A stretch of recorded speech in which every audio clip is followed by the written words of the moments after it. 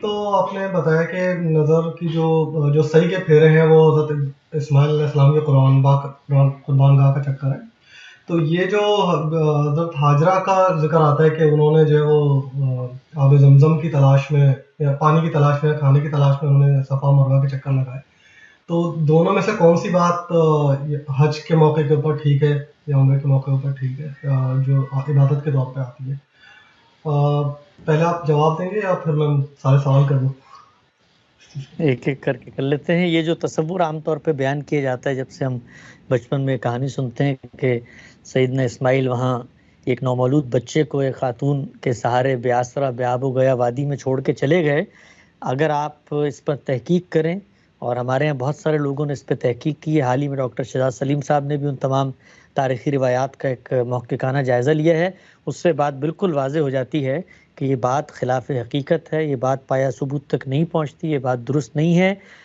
سیدنا ابراہیم جب وہاں پر آئے ہیں، وہاں پر قبائل آباد تھے، وہاں پر سیدنا اسماعیل کو انہوں نے مقرر کیا ہے، اس کے بعد ان کی وہاں پہ شادی ہوئی ہے، وہاں لوگ رہتے تھے. یعنی خود اگر آپ تصور کریں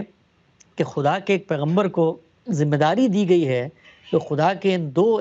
معبد کو، عبادت گاہوں کو آباد کرنا ہے، جب وہاں پر عبادت گاہ موجود تھی تو آس پاس لوگ نہیں رہتے ہوں گے، آبادی نہیں ہوگی، وسائل نہیں ہوں گے. اگر یہ سب کچھ نہیں تھا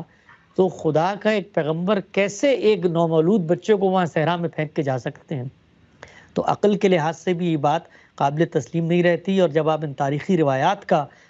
محققانہ جائزہ لیتے ہیں تو ان میں یہ بھی بات واضح ہو جاتی ہے کہ یہ محض ایک قصہ ہے جو لوگوں نے گڑھا ہے، اور جس میں بتایا گیا ہے کہ سیدہ حاجرہ ان کو چھوڑ کے جاتی تھی اور پانی کی تلاش میں. اس پہ مولانا حمید الدین فراہی نے بھی کلام کیا ہے، اور اگر سادہ آپ اردو یا انگریزی میں پڑھنا چاہیں تو ڈاکٹر شہزاد سلیم صاحب نے بھی اس پہ لکھا ہے، اس میں تفصیلی دلائل جمع کر دیے ہیں